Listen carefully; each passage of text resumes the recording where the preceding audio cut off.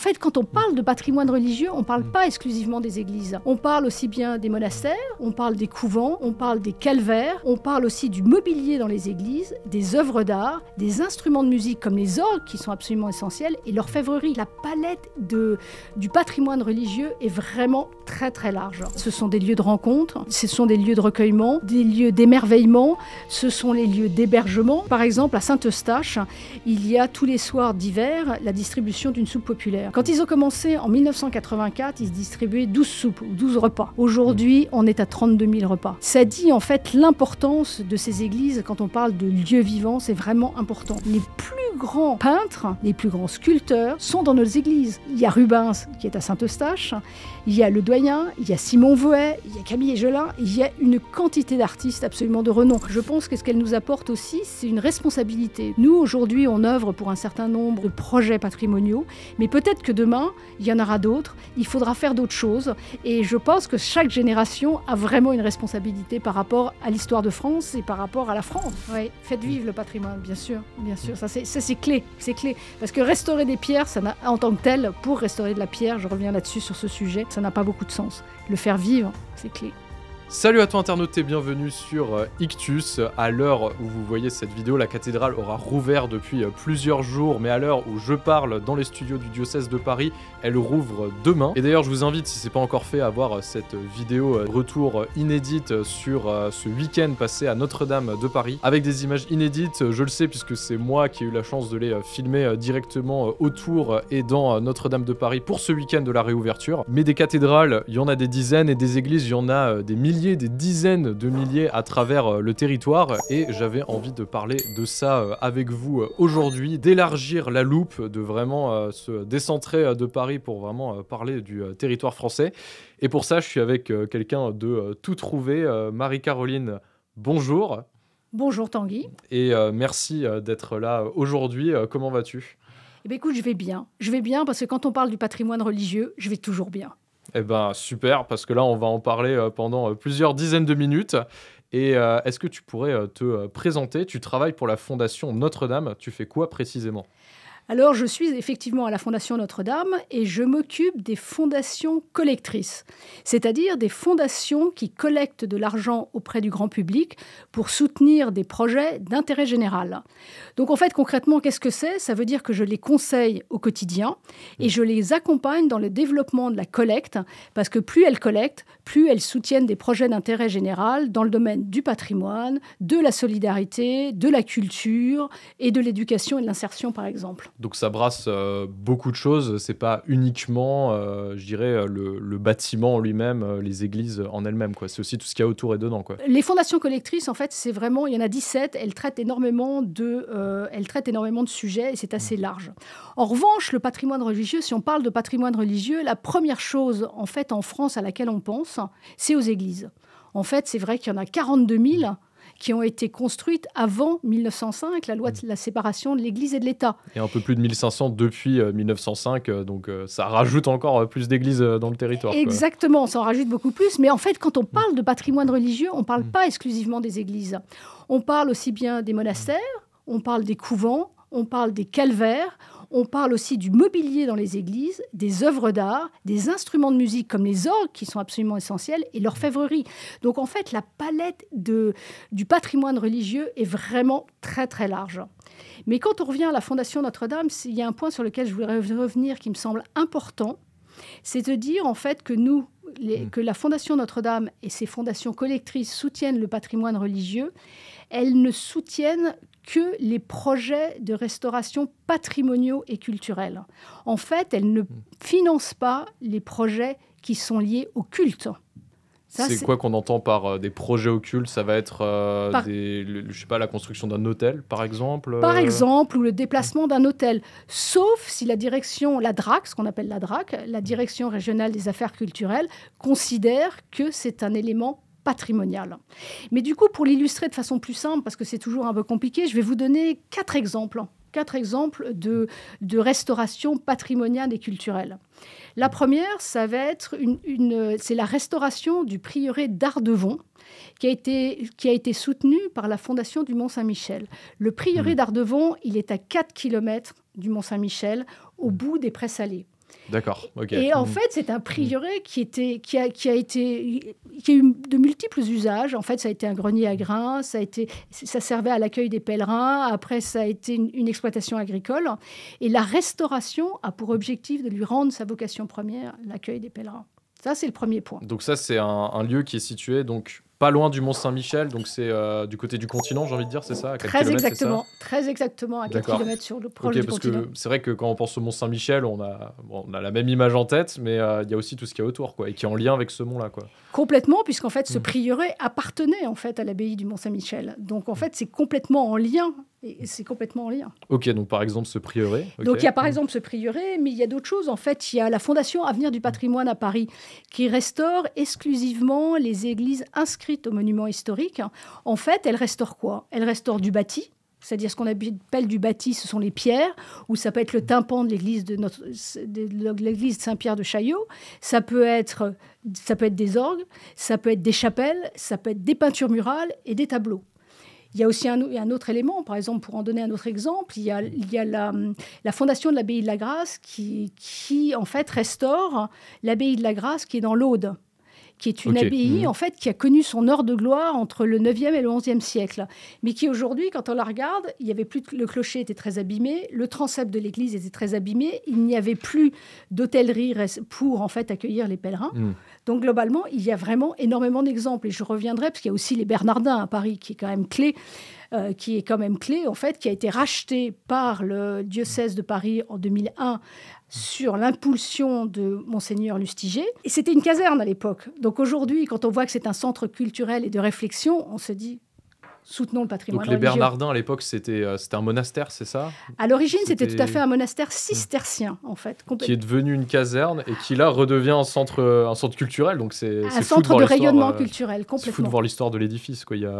Et justement, à Paris, tiens, pour prendre que l'exemple de Paris, il y a combien d'églises en fait à Paris? Parce que là, évidemment, on a Notre-Dame derrière nous, on a la plus connue, peut-être la plus belle, ça, il y a débat, parce que chacun aura peut-être son église préférée à Paris, mais il y en a combien en fait? Moi, je vais vous poser la question. À votre avis, il y en a combien? 60, 70. Moi, à première vue, c'est le chiffre que j'aurais là, comme ça. Là, on parle vraiment de Paris intramuros. On est bien d'accord. Il y en a quasiment le double. En fait, il y a 139 églises dans Paris. D'accord. Ah ouais, non, mais là, vraiment, on pourrait pas citer le quart, quoi. Tellement il y en a à première vue, quoi. Il y a les églises emblématiques que tout le monde connaît, j'ai envie de dire, au-delà de Notre-Dame. Il y a la Madeleine, il y a Saint-Sulpice, Saint-Augustin, il y en a énormément, on ne peut pas s'arrêter. Saint-Séverin, Saint-Germain-l'Auxerrois. En fait, il y a des très très belles églises qui sont classées monuments historiques pour la plupart d'entre elles. Mais justement, pour parler avec vous du pourquoi de ces restaurations, parce que je suppose qu'il n'y a pas qu'une question de maintien du patrimoine, il y a aussi une dimension culturelle assez importante. Mais déjà, il y avait une chose que je me demandais. À la Fondation Notre-Dame, vous parlez beaucoup du patrimoine vivant, justement, que vous participez à restaurer du patrimoine vivant. Qu'est-ce que vous entendez par ce terme-là, justement? En fait, oui, c'est quelque chose qui nous tient vraiment à cœur. On ne restaure pas des pierres pour restaurer des pierres ou des peintures pour restaurer des peintures. En fait, effectivement, il faut que ces églises sont des lieux vivants parce qu'il s'y passe énormément de choses. En fait, ce sont des lieux de rencontre, ce sont des lieux de recueillement, ce sont des lieux d'émerveillement, ce sont les lieux d'hébergement, en fait, les églises et ce patrimoine religieux de façon beaucoup plus large, ce sont des lieux de formation, comme les Bernardins. Donc, en fait c'est vraiment, et c'est ça nous tient à cœur, c'est que ça soit des lieux vivants. Et je vais reprendre les 4 exemples, parce que c'est plus simple que d'en prendre d'autres. Le Mont-Saint-Michel, aujourd'hui, la restauration du prieuré du Mont-Saint-Michel a permis, en fait, de construire un certain nombre d'hébergements. Pourquoi? Parce qu'en fait, le Mont-Saint-Michel attire de façon massive en fait, les touristes et les pèlerins. En parallèle, on sait que tous les chemins de pèlerinage se développent aussi. Et au Mont-Saint-Michel, il n'y a pas suffisamment d'hébergement. Donc l'idée, en fait, quand la Fondation du Mont-Saint-Michel a décidé de soutenir ce projet-là, c'est de créer des hébergements et de redonner au prieuré d'Ardevon, en fait, sa vocation d'accueil des pèlerins. Et d'ailleurs, c'est impressionnant parce qu'au début, ils accueillaient 3000 personnes à peu près et maintenant, ils en sont à plus de 6000 par an. Donc c'est vraiment important et ils sont en train de finaliser la restauration du logis de l'abbé qui est absolument une merveille. Donc ça, c'est une première chose. Donc c'est un lieu vivant puisqu'en fait, il reçoit des pèlerins. Mais c'est aussi un lieu culturel puisqu'en fait, il y a le rayonnement culturel et spirituel du Mont-Saint-Michel. Et là, qu'est-ce qui est organisé? Il y a énormément de choses qui sont organisées, comme des conférences assez régulièrement. Et du coup, ça permet à ce lieu de vivre. Quand on parle de la fondation de l'abbaye de la Grâce, toute la restauration de l'abbaye de la Grâce, et j'en parle sciemment parce qu'en fait, ce n'est pas exclusivement à Paris aussi, c'est pour ça que j'ai parlé du Mont-Saint-Michel. Oui, c'est important de rappeler qu'il n'y a pas que les édifices parisiens, évidemment. Là, on parle depuis Paris, mais les plus beaux monuments sont aussi à l'extérieur. Il y a aussi de très belles choses à voir partout en France. L'abbaye de la Grâce, moi, je vous recommande d'aller la voir. Elle est dans l'Aude. Alors, ce n'est pas forcément accessible, mais c'est absolument une splendeur. Et toute la restauration qui a été financée par la fondation de l'abbaye de la Grâce permet de lui redonner toute son âme et tout son rayonnement culturel. Toute son âme, je vais vous dire, parce que les gens viennent y chercher un ressourcement, soit par la beauté, soit parce qu'ils se posent des questions à ce moment-là. Ce ne sont pas moins de 20 000 visiteurs par an. 20 000 visiteurs par an. Et du point de vue culturel, alors ça c'est amusant, c'est pour ça que j'ai envie d'en parler, parce que c'est une culture un peu différente. En fait, les chanoines réguliers de la Mère de Dieu, qui aujourd'hui habitent dans cette abbaye, ont fait venir 15 écrivains pour qu'ils passent 3 jours à l'abbaye de la Grâce et vivre leur quotidien. De ces 3 jours, ils en ont écrit un livre en racontant ce qu'ils avaient vécu pendant ces 3 jours à l'abbaye de la Grâce. Donc, il y avait des gens assez connus comme Beigbeder, je ne me souviens plus de son prénom, comme Beigbeder, comme Pascal Bruckner, comme Camille Pascal, enfin des gens complètement différents. Et ils ont écrit un livre qui s'appelle 3 jours et 3 nuits, qui a été vendu à 37 000 exemplaires. Donc, en fait, ce livre-là et cette méthode aussi, ça fait rayonner tous ces chantiers qui ont été restaurés. Justement, quand on entend ce patrimoine, c'est ça que je trouve assez fou, c'est que on parle de patrimoine religieux, on a cette image peut-être du musée avec une teinte spirituelle, mais en fait on voit que c'est beaucoup plus profond que ça, qu'il y a une part de notre culture, de notre héritage dans ces monuments, peut-être même de l'histoire de l'art qui est très présent. On a beaucoup d'aspects en fait qui se recoupent dans ce patrimoine, et c'est pour ça finalement j'ai envie de dire qu'il a une importance aussi particulière dans notre paysage en fait. Oui, mais justement par rapport à cette importance, je voudrais souligner, il y a un dernier point qui me semble important quand on parle aussi des lieux vivants. Je voudrais quand même parler de ce qui se passe dans ces églises. Elles sont restaurées, mais il y a aussi en fait il y a cette dimension de solidarité qui est vraiment importante. Puisque par exemple à Saint-Eustache, il y a tous les soirs d'hiver la distribution d'une soupe populaire. Quand ils ont commencé en 1984, ils distribuaient 12 soupes ou 12 repas. Aujourd'hui, on est à 32 000 repas.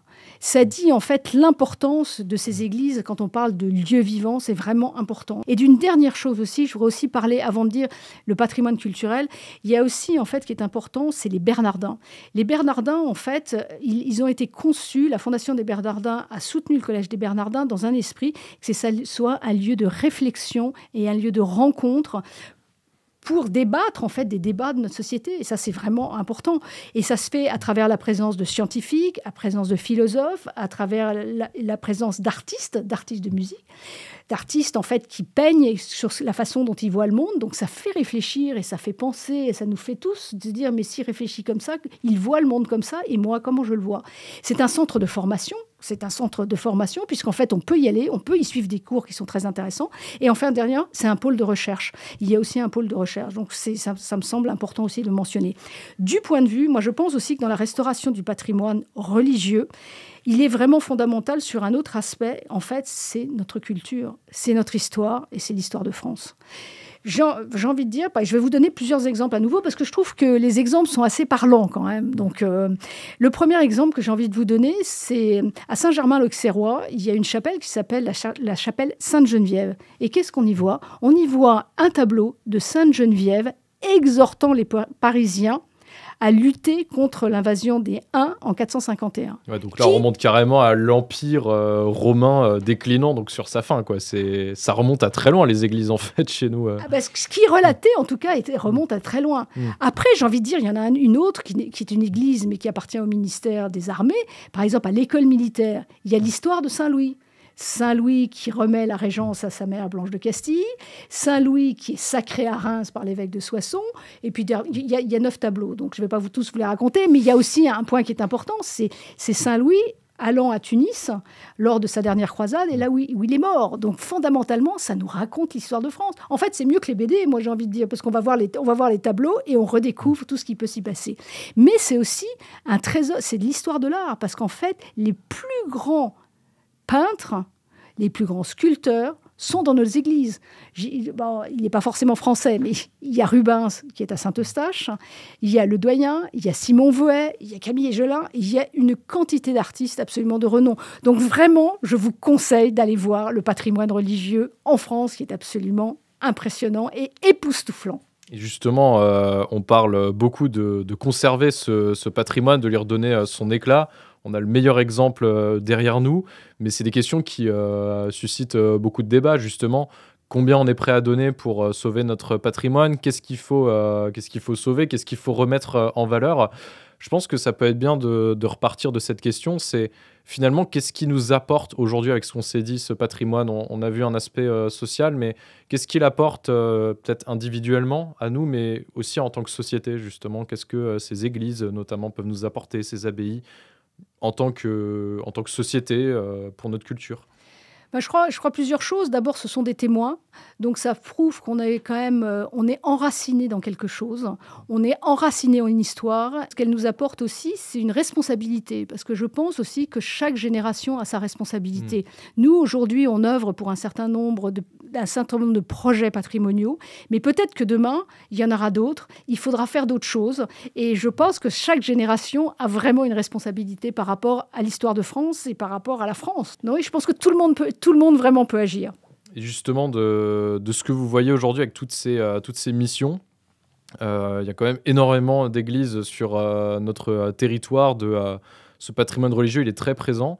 Et ce qu'on sait aujourd'hui, c'est que entre la recomposition géographique du pays, la baisse de la pratique religieuse, il y a des édifices qui sont beaucoup moins fréquentés.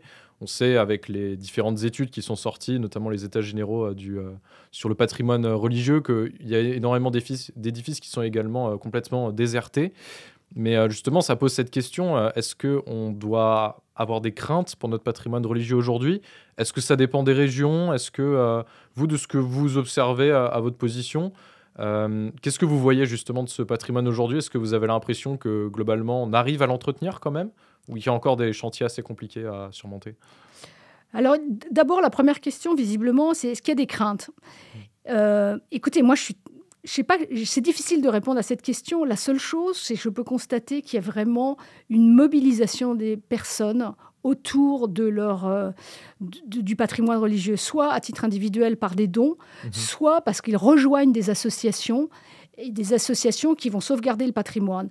Et moi, je remarque, en fait, dans tous les gens que j'ai pu interroger, c'est qu'en fait, il y a une espèce d'attachement à ce patrimoine, pour plein de raisons, parce qu'il est beau, parce qu'il me parle, et deux, parce qu'en fait, ce patrimoine religieux, il raconte une histoire, il raconte notre histoire. C'est-à-dire qu'on peut s'imaginer, vos grands-parents, ils sont mariés dans une église, vous avez été baptisé dans une église, vous y avez... Je ne sais pas ce qui s'est passé. Et en fait, elle est très liée aux événements de la vie. Ouais. Donc, je pense que le patrimoine, il est forcément ancré, le patrimoine religieux, dans chacun de nous. Après, effectivement, la France est très riche en patrimoine, très, très riche en patrimoine. Mais une fois de plus, c'est important, puisque c'est la façon dont nous raisonnons avec la Fondation Notre-Dame. Le patrimoine pour le patrimoine, certes, c'est important, mais ce n'est pas essentiel. Donc, qu'est-ce que ça veut dire? Ça veut dire qu'il faut trouver des solutions pour le faire vivre. Donc, effectivement, il y a certaines églises où il y a moins de pratiquants, mais il faut le faire vivre d'une autre façon et raconter son histoire, c'est le faire vivre, et organiser des conférences, organiser des concerts. Il y a plein de manières. Je pense qu'il n'y a pas de limite à l'imagination humaine. En fait, finalement, c'est en gardant cet intérêt, cette passion pour le patrimoine qui va se conserver. Donc, j'ai envie de dire, il y a aussi un peu cette vision, on peut être un peu rassuré de se dire qu'en fait, tant qu'on se soucie de ce patrimoine, c'est qu'on on va y mettre les moyens et on va s'intéresser à cette restauration. Donc finalement, il y aura, j'ai envie de dire, toujours assez d'églises si on continue de vouloir en garder, vouloir en prendre soin, quoi. Tant qu'il y a de la bonne volonté. De la bonne volonté. Et tant qu'on est prêt à s'y investir. On est prêt à s'investir dans ce patrimoine religieux. Et ça, c'est une question, et c'est la question que j'ai envie de poser. Qu'est-ce que vous avez envie de faire pour ça? Qu'est-ce que vos auditeurs ont envie de faire pour le patrimoine religieux? Ça dépend de chacun, mais il y a plein de choses à faire. Et justement, qu'est-ce qu'il y a de possible à faire pour soutenir ce patrimoine? On parle de la Fondation Notre-Dame, justement, de ces dons qui peuvent être faits directement pour pouvoir soutenir un projet en particulier, ou alors à la Fondation pour répartir ça dans les projets qui ont besoin. Mais qu'est-ce qui est possible peut-être d'être fait à notre échelle? Je sais que parmi tous ceux qui nous écoutent, il y en a aussi qui n'ont pas forcément beaucoup de moyens financiers, même si c'est déjà un super moyen d'aider. Est-ce qu'il y a d'autres manières peut-être de... j'irais faire vivre ce patrimoine ou de le soutenir, justement? Déjà, je pense que la première chose, c'est il faudrait savoir quel est le patrimoine qui vous parle. Donc, en fait, c'est identifier le patrimoine auquel vous êtes attaché. Ça, c'est le premier point, parce que c'est à travers cet attachement qu'on pourra parler d'un projet de sauvegarde. Ça, c'est le premier point. Les dons, c'est essentiel. C'est essentiel, mais moi, j'ai pas mal de trucs à vous donner là-dessus. Un, vous pouvez faire un don. Et il n'y a pas de petits dons, on est bien d'accord, parce qu'en fait, c'est les petites rivières qui font les grands fleuves. Et je vais vous donner un exemple. Si vous avez combien de personnes pourraient nous écouter aujourd'hui? Eh bien, écoutez, pour le moment, la chaîne compte 6700 abonnés. Bon, pour les calculs mentaux, c'est plus facile. Je vais dire 7... Enfin, on va dire 7000 parce qu'on est très optimiste le temps que la vidéo sorte. Voilà, exactement. Tout à fait. 7000. Sur les 7000 qui nous écoutent aujourd'hui, chacun donne 10 euros. Ça fait quoi? Ça fait 70 000 euros. Avec 70 000 euros, vous restaurez un tableau dans une église, clairement. Et un tableau de maître. Je vais aller plus loin parce que je suis très ambitieuse. Allez, avec 100 euros. 100 euros, ça fait 700 000 euros. 700 000 euros, vous pouvez restaurer 2 chapelles. Vous pouvez restaurer, par exemple, je vais vous donner un exemple sur Paris mais qui me tient à cœur parce que c'est une suite de 7 tableaux de Vandelot qui sont dans l'église Notre-Dame-des-Victoires. Avec juste 100 euros chacun, on restaure ce patrimoine inestimable et unique. C'est le seul qui soit en l'espace. Donc ça, c'est une première chose. Je pense aussi que vous pouvez, en fait, une fois que vous avez identifié ce patrimoine, vous pouvez, chacun de vos internautes, mais surtout ce qui peut se faire, c'est solliciter son réseau. On a tous un réseau. Donc allez parler le projet que vous avez, de ce projet qui vous tient à cœur, à votre réseau. Et à ce moment-là, hop, c'est la boule de neige. Donc après, une fois de plus, allez démarcher. Si vous êtes en région, allez démarcher les commerçants du lieu où est le patrimoine que vous voulez restaurer. L'idée, c'est de se regrouper, c'est ça C'est de cumuler toutes les possibilités, en fait, de collecter des dons, quel qu'il soit, c'est-à-dire que ça soit de l'argent ou que ça soit, par exemple, du don en nature, ce qu'on a fait à l'Abbaye de la Grâce, par exemple, où, en fait, il y a une entreprise qui a donné les tuiles pour le transept. Vous allez voir une entreprise de bâtiment et peut-être qu'il va vous offrir le ciment pour pouvoir remonter le mur. En fait, il y a des choses. Donc ça, c'est une première chose. Ça, je pense que donc c'est... Et je reviens, identifier un projet, trouver de l'argent, et ça, on en trouve. 3, c'est par un engagement et par du temps. Et ça me semble intéressant parce qu'il y a plusieurs manières. 1, vous pouvez créer une association pour la sauvegarde du patrimoine que vous aurez choisi. Vous pouvez rejoindre une association existante et lui donner du temps. Vous pouvez mettre la main à la pâte, parce qu'il y a beaucoup de chantiers aujourd'hui de restauration où vous pouvez être bénévole pendant un temps X et aider à la restauration de quelque chose. Il y a des exemples comme ça, peut-être de petits édifices ou même de très grands qui ont été... J'ai pas d'exemples qui viennent spontanément à l'esprit, mais j'ai vu ça et je trouve que pour des jeunes, c'est absolument terrible, c'est absolument génial plutôt, c'est absolument...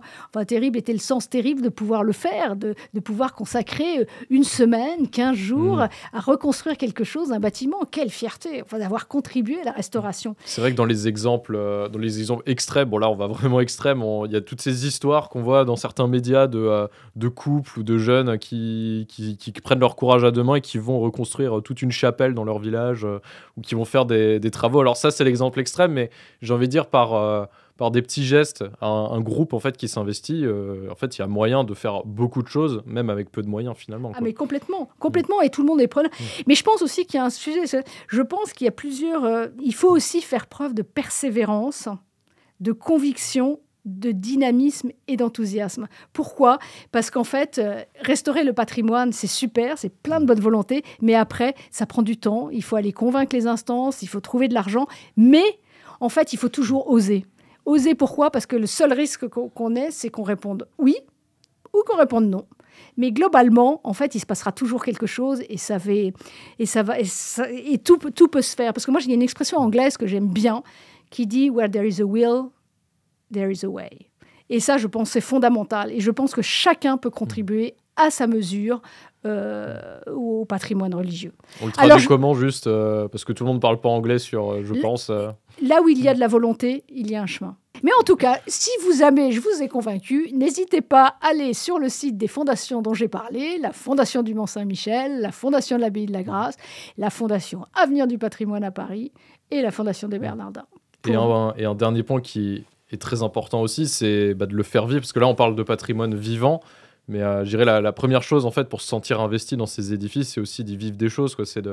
On en parlait, organiser des événements, faire vivre le lieu également, c'est peut-être aussi une manière d'avoir cette accroche, je dirais, avec les édifices, surtout que, alors là, je parle peut-être en tant que croyant, mais on a quand même cette chance dans notre pays d'avoir énormément d'édifices religieux chrétiens catholiques. C'est pas une chance qu'il y a dans tous les pays, et peut-être que justement, avec ce cadeau qu'on a, en fait, qui vient des siècles passés, on peut peut-être justement avoir cette idée de se dire, mais on va s'en servir, en fait, on va vivre des choses dedans, on va faire des choses pour les autres également. On en parlait avec Saint-Eustache. C'est peut-être aussi une manière de faire vivre ce patrimoine, finalement, de le faire perdurer, quoi. Oui, faites vivre le patrimoine, bien sûr, bien sûr. Ça, c'est clé, c'est clé. Parce que restaurer des pierres, en tant que tel, pour restaurer de la pierre, je reviens là-dessus sur ce sujet, ça n'a aucun sens. Enfin, ça n'a pas beaucoup de sens. Le faire vivre, c'est clé. Et j'ai envie de vous laisser un petit mot pour la fin. Est-ce qu'il y a quelque chose là dont on n'a pas parlé que vous pensez qui pourrait être important de dire avant de finir cette émission, justement? Moi, j'ai envie de dire que j'ai confiance. J'ai confiance en vous qui nous écoutez. J'ai confiance dans votre capacité à vous mobiliser, à vous engager, parce que on sait qu'aujourd'hui, les jeunes, les donateurs vieux, on les connaît, plus âgés, on les connaît, mais je suis sûre que les jeunes, on sait, vous avez l'énergie, la volonté de vous engager. Donc, je dis surtout, n'hésitez pas. Moi, je trouve ça merveilleux si vous trouviez le projet, où qu'il soit, qui vous tienne à cœur et que vous ayez envie de défendre, envie de sauver, envie de sauvegarder, envie de sublimer et de lui redonner sa vocation initiale. Eh bien, merci beaucoup, Marie-Caroline. Merci Tanguy, merci de m'avoir invité pour parler du patrimoine, parce que comme vous l'avez pu le constater, c'est une passion pour moi. Donc, ça se voit, clairement. Et j'espère que vous avez la même là, quand vous nous écouterez. Merci beaucoup. Franchement, ça m'a vraiment donné envie déjà de découvrir d'autres lieux, franchement, parce que là j'ai envie d'aller voir tous ces lieux qui sont en train d'être restaurés, parce qu'il y a de quoi faire. Et j'espère que vous aussi, justement, vous avez apprécié cette vidéo. N'hésitez pas à la liker si elle vous a plu, à dire en commentaire peut-être quels sont les beaux lieux autour de vous, de ce patrimoine religieux, justement, qui méritent qu'on s'y intéresse et pourquoi pas qu'on les restaure. N'hésitez pas à partager cette vidéo, c'est peut-être le premier pas que vous pouvez faire pour le patrimoine religieux, c'est d'en parler autour de vous en partageant cette vidéo. Comme je vous l'ai dit, celle-ci se fait en collaboration avec la Fondation Notre-Dame, avec qui on a réalisé une autre vidéo que vous pouvez retrouver juste ici pour parler plus spécifiquement de cette magnifique cathédrale qui est juste derrière nous. Merci de m'avoir écouté jusqu'au bout, de nous avoir écouté jusqu'au bout, et à très vite sur Ictus. Salut.